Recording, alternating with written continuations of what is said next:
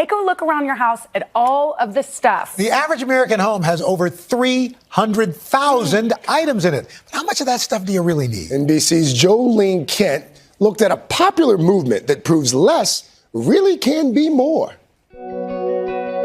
We own more than ever, except it's not making us happier. What's up, man? Meet Joshua Fields Milburn and Ryan Nicodemus, two friends who have taken that unhappiness and turned it into a new lifestyle. They're now known as the Minimalists. How do you start becoming a minimalist? Yes. I think you start with a question. And that question is, how might your life be better with less? Both Ryan and Joshua grew up poor in Dayton, Ohio. They climbed the same corporate ladder, motivated by money and success. I thought we were so unhappy growing up because we didn't have any money, right? And so when I turned 18, I went out and I got that entry-level corporate job. And by age 28, I had sort of achieved everything I ever wanted. I worked really hard. Or so they thought.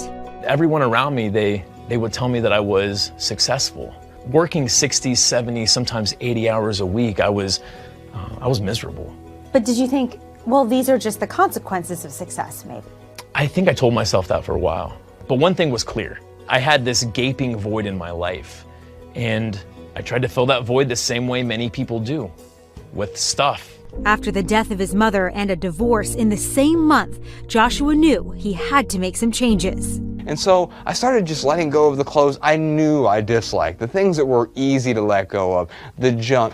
Soon after, Joshua downsized, keeping only absolute essentials. The first benefit you notice right away, your house is easier to clean, you own less stuff. Ryan was inspired by Joshua's newfound happiness. So Josh and I, we came up with this crazy idea called a packing party, where we decided to pack all my belongings as if I were moving. And then I would unpack only the items I needed over the next 3 weeks. And after those 3 weeks were done, I just had a completely different perspective on my life. And that's when I decided to let go, to donate and to sell all of it. Can I just open any cabinet I want? Yes, whatever you snoop as much as you want. Okay, great, thank you. Yes, I insist. Everything is organized. You don't have a million cups and glasses. No. Little did either of them know this wouldn't just be a lifestyle change, but the beginning of a movement. Thank you very much. We're in this podcast studio. This is where it all happens. It started with the website, which led to the book, which led to the podcast, which led to the documentary. And now it's an incredible honor to be able to add value to people's lives.